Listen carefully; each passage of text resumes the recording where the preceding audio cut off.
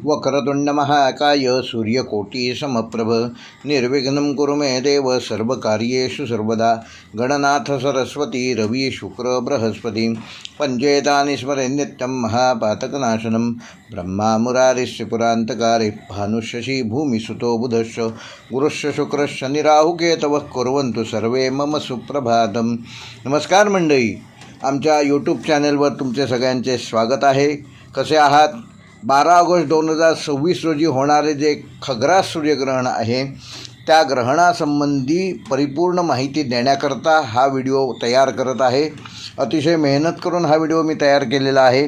अनेक ठिकाणाहून माहिती संकलित करून हा व्हिडिओ मी तयार केलेला आहे। तेव्हा व्हिडिओ पूर्ण पहा, कुठेही स्किप करू नका। व्हिडिओ आवडल्यास लाईक करा, शेअर करा आणि जे आमच्या चॅनेलवर पहिल्यांदाच कुठलाही व्हिडिओ बघत असतील तर त्यांनी कृपया चॅनल सबस्क्राईब करून बेल आयकॉन प्रेस करा, जेणेकरून येणाऱ्या प्रत्येक व्हिडिओचं नोटिफिकेशन यूट्यूबकडून तुम्हाला आपोआप मिळेल। 12 ऑगस्ट 2026 बुधवार या दिवशी होणारे सूर्यग्रहण हे खग्रास सूर्यग्रहण आहे। चंद्र, पृथ्वी आणि सूर्याच्या मध्ये आल्यामुळे काही विशिष्ट प्रदेशांमध्ये चंद्र सूर्याला पूर्णपणे झाकतो आणि काही काळ दिवसाच्या वेळी सूर्य पूर्णपणे लुप्त झाल्यासारखा दिसतो। नासाच्या माहितीनुसार या ग्रहणाचा खग्रास पट्टा ग्रीनलँड, आईसलँड, उत्तर रशिया, उत्तर अटलांटिक, स्पेन आणि पोर्तुगालच्या अतिशय छोट्या भागातून दिसणार आहे। आता महत्त्वाचा प्रश्न, तर भारतातून हे ग्रहण दिसणार आहे का? तर त्याचं उत्तर स्पष्टपणे सांगतो, तर भारतातून हे ग्रहण दिसणार नाही। 12 ऑगस्टचे सूर्यग्रहण भारतातून दिसणार नाही। दृश्यमानता नकाशानुसार भारत ग्रहणाच्या दृश्यमान पट्ट्याबाहेर आहे, त्यामुळे महाराष्ट्र, गोवा, कर्नाटक, दिल्ली, मुंबई, पुणे, नागपूर किंवा भारतातील इतर कोणत्याही ठिकाणाहून प्रत्यक्ष सूर्यग्रहण दिसणार नाही। कोणालाही ते पाहता येणार नाही। सोशल मीडियावर अशी एक अफवा पसरू शकते की 12 ऑगस्टला भारतातून खग्रास सूर्यग्रहण दिसणार आहे असा दावा काही जण करू शकतात, तर तो चुकीचा आहे। कारण 12 ऑगस्टला ग्रहण आपल्या इथून दिसणार नाही, पण त्या दिवशी आषाढ अमावास्या आहे, ज्याला गटारी अमावास्या अपभ्रंश असं झालेलं आहे। खरा शब्द आहे गताहारी, म्हणजे गतकाळामध्ये गेल्या 5-6 महिन्यामध्ये जो तुम्ही आहार घेतलेला आहे, म्हणजे मांसाहार असेल किंवा तामसी आहार असेल किंवा अन्य कुठलाही आहार असेल, त्याच्यापासून पुढील 4 महिने दूर राहायचं आहे। म्हणून गतकाळात घेतलेला आहार, त्याच्यावरनं खरा शब्द आहे गताहारी, त्याच्यावरनं अपभ्रंश झाला गटारी। तर आषाढ अमावास्येलाच गताहारी अमावास्या किंवा दिव्यांची अवस असं देखील म्हणतात। त्या अमावास्येचं महत्त्व, जरी ग्रहण आपल्याकडून दिसणार नसलं तरीसुद्धा तुम्ही वेगळ्या पद्धतीने ही अमावास्या साजरी करू शकता आणि तुमच्या जीवनामध्ये काही चांगल्या गोष्टी घडू शकतात। आपल्या महाराष्ट्राच्या अमांत परंपरेनुसार बुधवार दिनांक 12 ऑगस्ट 2026 रोजी आषाढ कृष्ण अमावास्या आहे। त्याचा प्रारंभ 12 ऑगस्ट रोजी पहाटे 1:54 म्हणजेच 11 ऑगस्टच्या उत्तर रात्री 1:54 आणि समाप्ती 12 ऑगस्टला उशिरा रात्री 11:07 होणार आहे, म्हणजे जवळजवळ पूर्ण दिवस अमावास्या आहे। आता खग्रास सूर्यग्रहण म्हणजे नेमकं काय? सूर्यग्रहणाच्या वेळी चंद्र, सूर्य आणि पृथ्वीच्या मध्ये येतो। आता खग्रास सूर्यग्रहण म्हणजे काय? तर सूर्यग्रहणाच्या वेळी चंद्र हा सूर्य आणि पृथ्वीच्या मध्ये येतो। चंद्राची सावली पृथ्वीवर पडते, त्या अवस्थेला खग्रास सूर्यग्रहण असं म्हणतात। जनरली सूर्यग्रहण हे अमावास्येला होतं आणि पौर्णिमेला होतं ते चंद्रग्रहण असतं। हा फरक सगळ्यांनी लक्षात घ्या। जेव्हा चंद्राचा गडद मध्यवर्ती सावलीचा भाग, म्हणजे ज्याला अंबरा असं म्हणतात, पृथ्वीच्या एखाद्या प्रदेशावर जेव्हा पडतो तेव्हा त्या अरुंद पट्ट्यात सूर्य पूर्णपणे झाकला जातो, त्यालाच खग्रास सूर्यग्रहण अशी अवस्था म्हणतात। खगोलीय माहितीनुसार 12 ऑगस्टच्या ग्रहणाच्या मध्यवर्ती पट्ट्यात खग्रास अवस्था साधारण 2 मिनिटापेक्षा कमी काळाची असेल। काही भागामध्ये मध्यवर्ती भागाच्या जवळ, काही ठिकाणी ती 2.5 मिनिटांपेक्षा देखील थोडीशी जास्त असू शकते। आता ग्रहण कुठे दिसणार आहे? भारतात तर दिसणार नाही, हा विषय क्लिअर झाला आहे। परंतु ग्रहण भारतातनं जरी दिसणार नसतं तरी जगातल्या कुठल्या देशांमध्ये हे ग्रहण दिसणार आहे ती माहिती तुम्हाला देतो। ग्रीनलँड, आईसलँड, उत्तर रशिया, अटलांटिक महासागर, स्पेन आणि पोर्तुगालचा छोटा भाग ह्या ठिकाणाहून ग्रहण दिसणार आहे। तसंच उत्तर अमेरिका, कॅनडा, युरोप आणि उत्तर पश्चिम आफ्रिकेतील अनेक भागांमध्ये हे खग्रास सूर्यग्रहण दिसणार आहे। आता भारतामध्ये ह्या ग्रहणाचे नियम पाळावेत का? काही लोकांमध्ये ग्रहण म्हणजे सूतक मानलं जातं.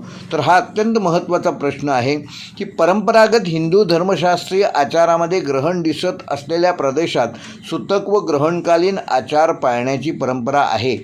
12 ऑगस्ट 2026चे ग्रहण भारतातून दिसत नसल्यामुळे भारतात या ग्रहणाचे सूतक किंवा त्या संदर्भात नियम पाळण्याबाबत सामान्यतः स्थानिक आचार लागू होत नाही. म्हणजे शास्त्रानुसार हे ग्रहण पाळण्याची आवश्यकता नाही. महाराष्ट्रात ग्रहण दिसत नाही आहे, ग्रहणकालीन सूतक लागू नाही अशी प्रचलित भूमिका घ्यायला आपल्याला हरकत नाही. म्हणजे ग्रहणासंदर्भात कुठलेही नियम पाळण्याची आवश्यकता नाही. त्यामुळे मंदिरं बंद ठेवणे, घरातील अन्न फेकून देणे किंवा सर्वसामान्यांनी अनिवार्यपणे ग्रहणाचे नियम पाळणे आवश्यक आहे असे म्हणणे योग्य ठरणार नाही. ते शास्त्रानुसार देखील योग्य नसेल. मात्र एखाद्या विशिष्ट मठात, मंदिरामध्ये, संप्रदायामध्ये किंवा कुटुंबामध्ये स्वतंत्र काही धार्मिक परंपरा असू शकतात, त्या ते पाळू शकतात. आता अमावास्या आहे, त्यामुळे त्या दिवशी नेमकं काय करायचं? तर 12 ऑगस्ट ही आषाढ कृष्ण अमावास्या असल्यामुळे धार्मिक दृष्टिकोनातून हा दिवस स्वतंत्रपणे महत्त्वाचा आहे. या दिवशी अनेक गोष्टी तुम्ही श्रद्धेनुसार करू शकता. तर काय करू शकता तुम्ही? तर पितृतर्पण करू शकता. अमावास्या हा पितरांच्या स्मरणाचा दिवस मानला जातो. आपल्या परंपरेनुसार तर्पण, पिंडदान किंवा पितरांचे स्मरण देखील तुम्ही करू शकता. अगदी काहीच नाही जमलं तर तुमच्या गेलेल्या कुटुंबातील पितरांची नुसती नावं घेऊन जरी त्यांना तुम्ही दक्षिणेकडे बघून नमस्कार केलात तरीसुद्धा चालू शकतो. महत्त्वाचं आहे ती तुमची भावना. तुम्ही कृती काय करता ह्यापेक्षा कुठल्या भावनेने करता ह्याला महत्त्व आहे. आणि जे श्रद्धेने आणि भावनेने करता तेच पितरांना आवडतं, देवतांना देखील आवडतं. दुसरं काय करू शकता? तर त्या दिवशी तुम्ही सकाळी लवकर उठून आंघोळ करून पूजा करू शकता. त्याने देखील एक तुम्हाला वेगळं समाधान मिळेल. म्हणजे एरवी आपण जरा घाई गडबडीत पूजा करतो किंवा उशिरा करतो, सुट्टी असेल तर आणखीन उशिरा, पण ह्या दिवशी तुम्ही लवकर उठून पूजा करू शकता. त्याने एक वेगळं समाधान तुम्हाला मिळेल. शिवपूजन तुम्ही करू शकता. आषाढ महिन्याची समाप्ती आणि श्रावण महिन्याचा आरंभ ह्याच्या मध्यावर आलेली ही अमावास्या असल्यामुळे भगवान शिवाची पूजा, अभिषेक आणि महामृत्युंजय मंत्राचा जप श्रद्धेनुसार तुम्ही करू शकता. दान करू शकता. अमावास्या आणि ग्रहण म्हटलं की दान आलंच. अमावास्येला गरजू व्यक्तींना अन्न, वस्त्र किंवा आपल्या क्षमतेनुसार दान करू शकता. ते पुण्यकारक मानलं जातं. आपल्या भारतातून हे ग्रहण दिसणार नाही आहे, परंतु अमावास्या आहेच ना, मग अमावास्येचं दान केलं तरी तुम्हाला पुण्य नक्कीच मिळेल. दीपपूजन, आता मगाशी सांगितलं त्याप्रमाणे ही दिव्यांची अवस म्हणून देखील प्रसिद्ध आहे, ज्याला आषाढ अमावास्या म्हणजे दिव्यांची अवस असं आपण म्हणतो. या दिवशी आपल्या घरात जेवढे दिवे असतील ते सगळे स्वच्छ करावेत आणि ते उजळून देवाच्या समोर लावून ठेवावेत. त्याने घरातील नकारात्मक ऊर्जा देखील दूर होते आणि लक्ष्मी देखील प्राप्त होते. आपल्याकडे तर प्रसाद आहे, संध्याकाळच्या वेळी आपण दिवे लावतो, कारण तेव्हा लक्ष्मी घरात येण्याची वेळ असते. शुभं करोति कल्याणम आरोग्यम धनसंपदा, हे श्लोक तर तुम्हाला माहिती आहेतच. आता त्या दिवशी आणखीन काय करू शकता? तर मंत्रजप करू शकता तुम्ही. ग्रहण भारतातून दिसत नसल्यामुळे ग्रहणकाली विशेष जप करणे आवश्यक नाही किंवा करावंच अशी सक्ती नाही. पण आध्यात्मिक साधना करायची असल्यास भारतातनं जरी ग्रहण दिसणार नसलं तरी जगामध्ये हे ग्रहण घडणार आहे. आपल्या श्रद्धेनुसार ओम नमः शिवाय किंवा ओम सूर्याय नमः किंवा महामृत्युंजय जप आहे त्याचा तुम्ही यथाशक्ती जप करू शकता. इथे एक महत्त्वाचा फरक लक्षात घेणं आवश्यक आहे. ग्रहण भारतातून दिसत नाही हे खगोलशास्त्रीय तथ्य आहे आणि ते आपल्याला मान्य करावं लागेल. तर ग्रहण काळात जपाचे विशेष आध्यात्मिक फळ देखील मिळते हे देखील मान्य करावं लागेल. हा धार्मिक आध्यात्मिक विश्वास आहे. दोन्ही गोष्टी मात्र एकत्र मिसळून वैज्ञानिक तथ्य म्हणून कोणी मांडू नये. आता सूर्यग्रहण पाहताना कोणती काळजी घ्यायची? तर भारतामध्ये हे ग्रहण जरी दिसणार नसले तरी जगातल्या इतर देशातून पाहणाऱ्या व्यक्तींनी अत्यंत काळजी घेणे आवश्यक आहे. साध्या काळ्या चष्म्यातून, सनग्लासेसमधून किंवा कॅमेराच्या साध्या व्ह्यूफाइंडरमधून सूर्याकडे पाहणे हे डोळ्यांच्या आरोग्याच्या दृष्टीने हानिकारक ठरू शकते. तेव्हा योग्य ती काळजी घ्या. हा व्हिडिओ कदाचित भारताच्या बाहेर देखील कोणी बघत असतील तर त्यांच्याकरता ही विनंती आहे, ज्या देशात तुम्ही राहता त्या देशातनं जर ग्रहण दिसणार असेल तर ग्रहण बघताना योग्य ती काळजी घ्या. तुमचे डोळे हे अत्यंत महत्त्वाचे आहेत.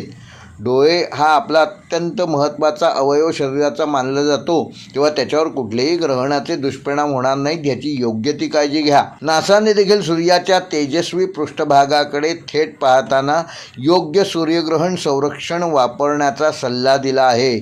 म्हणजे त्याचे विशेष गॉगल्स येतात किंवा विशेष काचा येतात. पूर्ण खग्रास अवस्थेतच काही क्षणांसाठी थेट पाहण्याची सुरक्षितता देखील काही ठिकाणी केलेली असते. खग्रास अवस्था संपण्यापूर्वी पुन्हा योग्य संरक्षण आवश्यक असते. म्हणजे योग्य ती काळजी घेऊनच हे ग्रहण बघा. ज्या ठिकाणाहून दिसणार आहे त्यांच्यासाठी आहे, भारतातलं नाही. आत्ताचं ह्या ग्रहणासंदर्भात नाही, पण एरवी जी भारतातनं ग्रहणं दिसतात त्यासाठी ही सूचना तुम्हाला पाळायला काहीच हरकत नाही. आता ह्या दिवसाचं विशेष महत्त्व काय आहे? तर खग्रास सूर्यग्रहण जगातील काही भागांमध्ये दुर्मिळ खग्रास सूर्यग्रहण म्हणून दिसणार आहे.